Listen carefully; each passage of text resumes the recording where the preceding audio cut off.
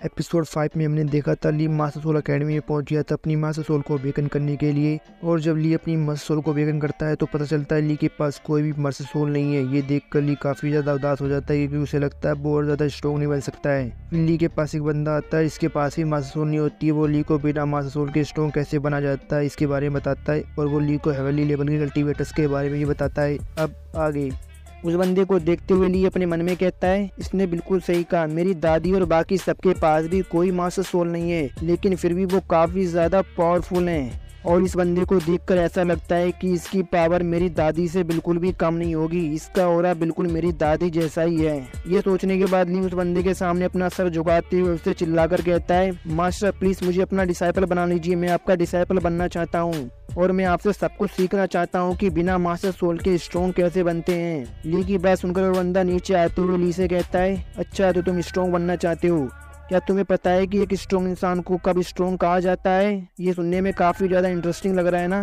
ठीक है, मैं तुम्हें अपना डिसाइपल एक्सेप्ट करता हूँ, आज से तुम मेरे डिसाइपल और मैं तुम्हारा मास्टर। फिर वो बंदा आगे ली से बोलता है, मैंने वो सब देखा जो तुम्हारे साथ अकेडमी में हुआ क्योंकि मैं उस समय वहीं पर था, और मैं तुम्हें सिखाऊंगा कि स्टार पावर को बिना मास्टर सोल के अपनी बॉडी के अंदर गैदर कैसे किया जाता है। मास्टर की बात सुनकर ली काफ़ी ज़्यादा हैरान हो जाता है, हैरानी से कहता है, लेकिन मैं ऐसा कैसे कर सकता हूँ? मैंने अब तक जितने भी पावर हाउसेस को देखा उन सबके पास उनकी मास्टर सोल थी जिसकी मदद से वो अपनी बॉडी के अंदर स्टार पावर को गैदर करते थे।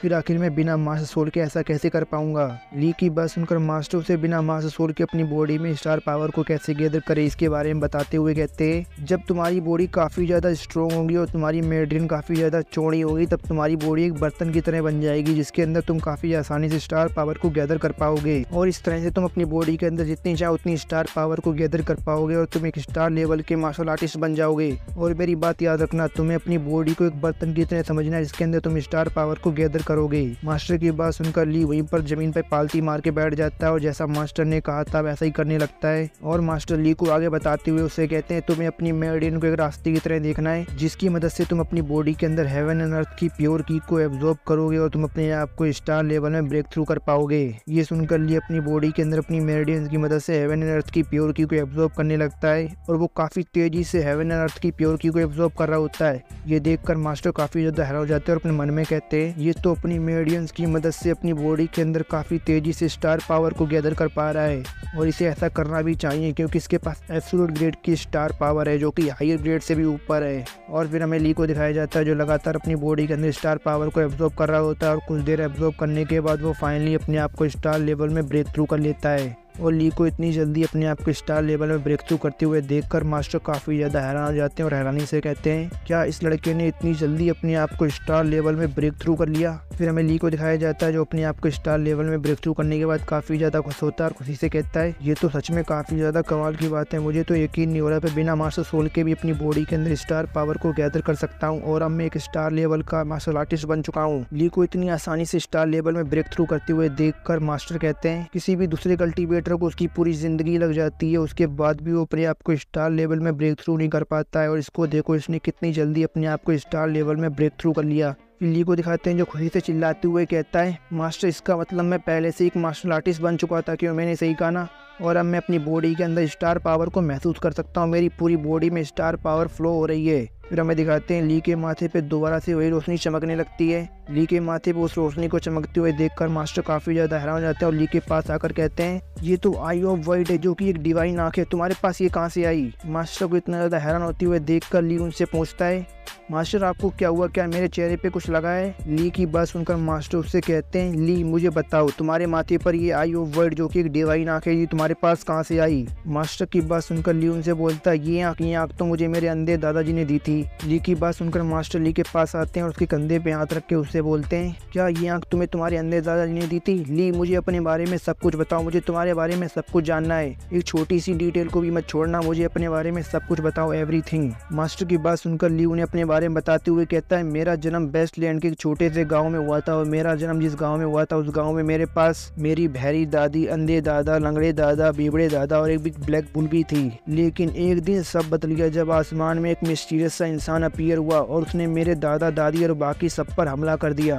ली की बात सुनकर मास्टर से पूछते, क्या तुम्हारा गांव, आखिर तुम्हारा गांव कहाँ पर है, मुझे अपने गांव की लोकेशन बताओ। मास्टर की बात सुनकर ली उन्हें अपने गांव की लोकेशन के बारे में बताता है। मेरा गांव ग्रीनयंग सिटी से नॉर्थ की साइड में और वो अजीब से स्टोनों से घिरा हुआ है। ली की बात सुनकर मास्टर बोलते हैं, अजीब से स्टोन। फिर मास्टर वहाँ से उड़ के ली की गाँव की तरफ जाने लगते हैं और अपने आप से कहते हैं, मुझे लगता है ये वही जगह है जहाँ मुझे जाना है। और मास्टर को ऐसे उड़ के जाते हुए देखकर ली उनसे पूछता है, मास्टर आप कहाँ जा रहे हैं। ली की बात सुनकर मास्टर उससे चिल्लाते हुए कहते हैं, ली मुझे एक काम याद आ गया, इसलिए मैं उस काम को करने के लिए जा रहा हूँ, मुझे थोड़ा टाइम लगेगा आने में, तब तक तुम मेरा इंतजार गू फैमिली में लेके करो, मैं गू फैमिली में आने के बाद तुमसे मिलूंगा। और मास्टर वहाँ से जाने से पहले ली को एक बुक भी देते हैं और उसे चिल्लाते हुए कहते हैं, इस बुक में मेरा अब तक का सारा ज्ञान लिखा हुआ है, तुम चाहो तो इसकी मदद से मेरे ना आने तक अपनी कल्टीवेशन को चालू रख सकते हो, तुम इसकी मदद से काफी कुछ सीख सकते हो मेरे बिना भी। और मास्टर वहाँ से चले जाते हैं। मास्टर के वहाँ से जाने के बाद ली उस बुक को खोल कर देखता है और अपने आप से ही कहता है, आखिर मास्टर को ऐसा कौन सा काम आ गया जो इतनी जल्दी में वो यहाँ से भाग कर गए।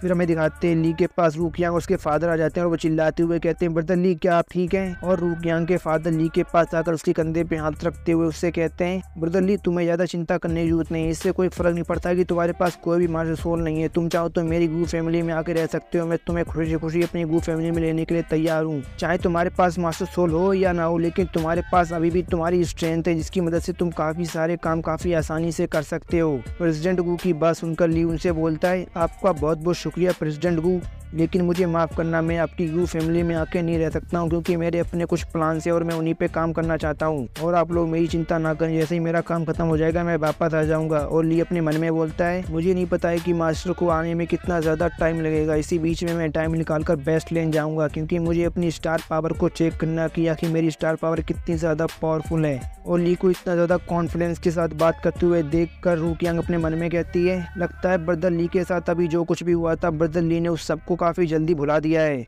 और अब वो वापस से पहले जैसे हो गए हैं। ली उन सबको बाय बोलकर वहाँ से चला जाता है। फिर हमें कुछ दिन बाद का सीन दिखाया जाता है। ली एक कटे हुए पेड़ के टुकड़े पे बैठकर अपनी बुक पढ़ रहा होता है और वो मीट खा रहा होता है। और ली उस बुक को पढ़ते हुए कहता है, इस बुक को पढ़ने के बाद मुझे समझ में आ रहा है कि मास्टर ने मुझसे जो कहा था वो बिल्कुल सच कहा था। सच में मास्टर का सारा ज्ञान इसी बुक में है क्योंकि इसमें काफ़ी सारी सीक्रेट टेक्निक भी हैं और मुझे लगता है कि मुझे इन सबको सीखने में काफ़ी ज़्यादा टाइम लगने वाला है। ली को किसी के चिल्लाने की आवाज़ आती जो चिल्लाते हुए कहता है, मिस ध्यान से। इस आवाज़ को सुनकर ली अपने आप से कहता है, लगता है कोई खतरे में है, लगता है मुझे वहाँ जाकर देखना पड़ेगा कि आखिर वहाँ पर चल क्या रहा है और इसी बहाने में अपनी सीक्रेट टेक्निक का भी इस्तेमाल कर सकता हूँ जो मैंने अभी अभी इस बुक से सीखी है। और फिर ली उस कटे हुए पेड़ के टुकड़े से नीचे कूदता है और वो गायब हो जाता है और वो अपनी एक सीक्रेट टेक्निक का इस्तेमाल करता है और वो ज़मीन के नीचे पहुंच जाता है।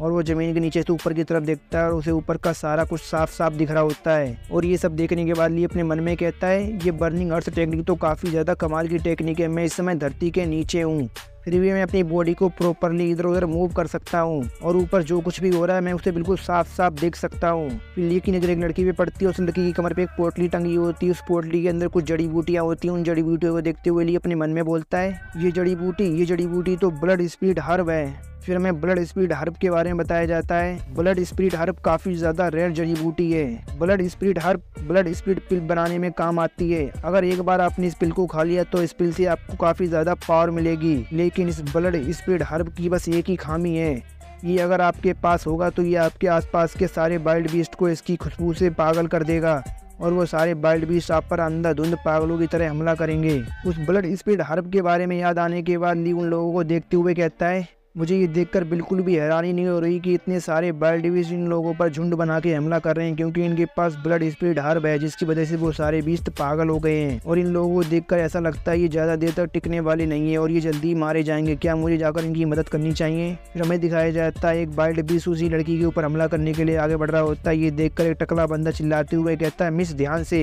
फिर हमें उस वाइल्ड बीस्ट को दिखाया जाता है जो सीधा उस लड़की पे हमला करने के लिए आगे बढ़ गया होता है। ये देखकर वो लड़की डर के मारे अपनी आंखें बंद कर लेती है, लेकिन उस वाइल्ड बीस्ट के उस लड़की पे हमला करने से पहले ली बीच में आ जाता है और अपने एक ही पंच में उस वाइल्ड बीस्ट को जान से मार देता है। ली को अपने पास देखकर वो लड़की ली के पीछे छुप जाती है और ली से कहती है, प्लीज़ हमारी मदद करो, अगर तुम हमारी मदद करते हो तो मैं तुम्हें एक अच्छा रिवॉर्ड दूंगी। और उस लड़की को अपनी इतना ज़्यादा पास देखकर ली शर्माने लगता है और उस लड़की से कहता है, ठीक है। फिर ली उन सारे वाइल्ड बीस्ट से लड़ने के लिए चला जाता है और ली उन वाइल्ड बीस्ट को काफ़ी आसानी से हरा दे रहा होता है और ली अकेले ही काफ़ी सारे वाइल्ड बीस्ट को मार देता है। ये देखकर उनमें से एक टकला बंदा बोलता है, लगता है अब हम बच जाएंगे, हम लोग तो ऑलमोस्ट मरने ही वाले थे, अच्छा वो लड़का बीच में आ गया। और वो टकला बंदा ली को देखते हुए आगे अपने मन में ही बोलता है, आखिर ये लड़का है कौन और ये अचानक से यहाँ पर कैसे आ गया? अभी तक तो ये यहाँ पर नहीं था और इसने अकेले ही कितने सारे वाइल्ड बीस्ट को जान से मार दिया। आखिर ये लड़का है कौन और आया कहाँ से है? उन सारे वाइल्ड बीस्ट को मारने के बाद ली उन लोगों की तरफ देखता है और उनसे पूछता है, क्या तुम लोग ठीक हो? ये सुनकर वो लड़की जिसकी ली ने जान बचाई थी वो ली के पास आकर कहती है, आपका बहुत बहुत शुक्रिया हम सबकी जान बचाने के लिए। क्या मैं आपका नाम जान सकती हूँ? ये सुनकर ली उससे बोलता है, मेरा नाम ली क्विंगनिंग है। ये सुनकर वो लड़की ली को अपना नाम बताते हुए कहती, मेरा नाम टैंग यू है। और इसी के साथ ये एपिसोड खत्म होता है। और अगर वीडियो अच्छी लगी हो तो चैनल को सब्सक्राइब कर दें और वीडियो को लाइक कर दें। और वीडियो देखने के लिए आपका बहुत बहुत शुक्रिया।